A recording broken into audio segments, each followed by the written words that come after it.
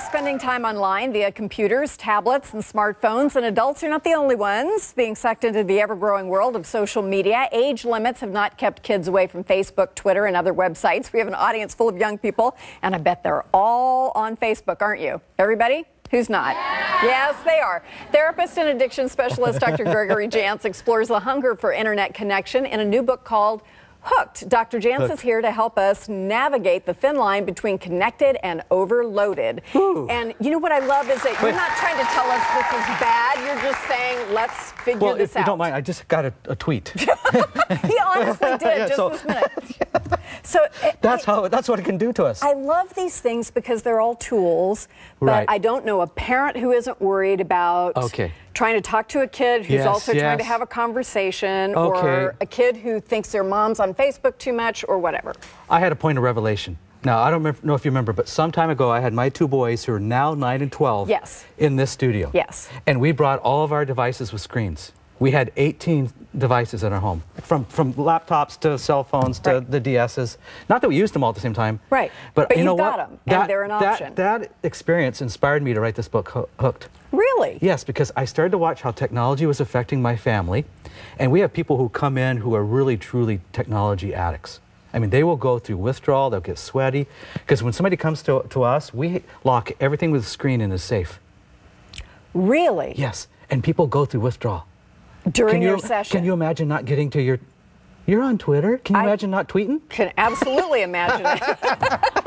Or Facebook. I like being away for a while and having just sort of it annoys other people sometimes when I'm not I think reachable. It was the very day that we were, my two boys, that night at the dinner table, I remember it so well, they were texting at the dinner table. Not to each other. Yes, to each other. To each other. Instead of talking. Well, that's weird. Well, thank you. I thought so too, okay? And I really began to look at how technology was affecting our family. And so we set up all new rules for technology. And what are they? Well, it's organic. In other words, it's always changing. Sure. Because the next thing comes along. You know, one of the simple ones we have is our cell phones have to be on the charger in the kitchen area, the public charger, at 8 o'clock each night. And if it's not on, they don't have the phone the next day. So they have to give it up at a certain there's time. There's no texting on the way to school, and we have passwords to everything, and we sit down and talk about and what's interesting. See, I have a son by the same name, and so if you go on Facebook and search for me, sometimes you'll get him, and he's the 7th grade DJ kid, and that's not me. That's your son. But you have to be careful about. Look, we talk about things that you post, how it affects other people. Right. Yeah.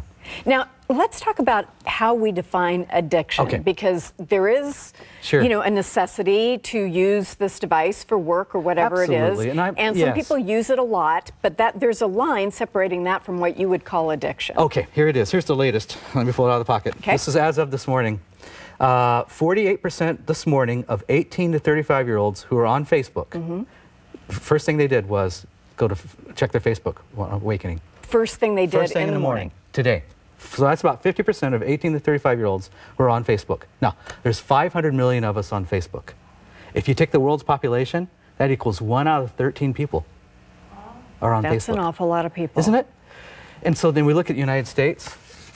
There's 71.2% of us on Facebook in the United States. It really is amazing. And my age group of women are one of the biggest cohorts on Facebook. Okay, so 35 and above are the highest users. But those people who might look at it first thing in the morning and people who are addicted might not be the same thing. Does it have to do with you just really can't live without it, you can't function without it? If you're choosing to be on a device over being with a person, okay, so it's the person at home that I'm going to go in my room, just be on my the internet or on my device, versus being with real people, having real relationships. Because remember, the phones for the teenager, the phone is really not a cell phone. In fact, I called this weekend we were away, and I didn't know where my oldest boy was, so I called him up on the phone. He didn't answer his cell phone. You know what he did? Text me back and said, "Dad, what do you want?" Yeah. Yes, that's not uncommon. That's not uncommon. So in terms of the psychology of this for young people, teenagers, college kids, You know, I don't want to be that parent who says don't do that just because it's new and scary to me. Right. I mean, I want to be able to understand this a little bit better. Where's the line between normal and too much? Well, or does that vary depending on your child? It's going to vary on the age. What we know in some of the new research coming out now, if we allow our kids to be, particularly age 5, 6 is a real critical point, if you're allowing them to be overstimulated on games, the brain, you can alter brain chemistry. What we're looking at now is and what it looks like where it's going is, the more that you've overstimulated the brain early on and for the longer period of time, the more prone you are to develop an addicted brain and other things. Because you just require a level of stimulation that's not found in the natural world. You've altered your chemistry, and you know, for the kid that spends all the time on some of the games, also with violence, Call of Duty and all these kind of games, there is pretty good research now showing how that does affect them. And we can create more aggression in boys by exposure to those games. Wow. I mean, we got to look at reality. It does have an effect. Well, I think this book is just in time. It's called Hooked. And you know, what I think is really helpful is when we have that data, that helps us talk to our kids a little bit too. It's not just I sort of think or I'm pulling this out of my left ear, but I really do understand the science of this based on what I've read, and let's make some reasonable accommodations. Exactly. The most recent study, 68% of us have disconnection anxiety. So this weekend, if you weren't on a device, you know, you have disconnection anxiety. I think I have connection anxiety. Well, I sort of want to put all that stuff away. Yeah, all right, that's Dr. great. Jantz, thank you very much. I don't know if it is or not, but I'm desperately looking forward to reading this. Please answer your tweet. We've posted more information online about Dr. Jantz's new book, Hooked, and his practice, which is called A Place of Hope. Just check king5.com/New Day. Thank you so much. We'll be back with your responses to our New Day Wants to Know questions, so don't go away. Thank you.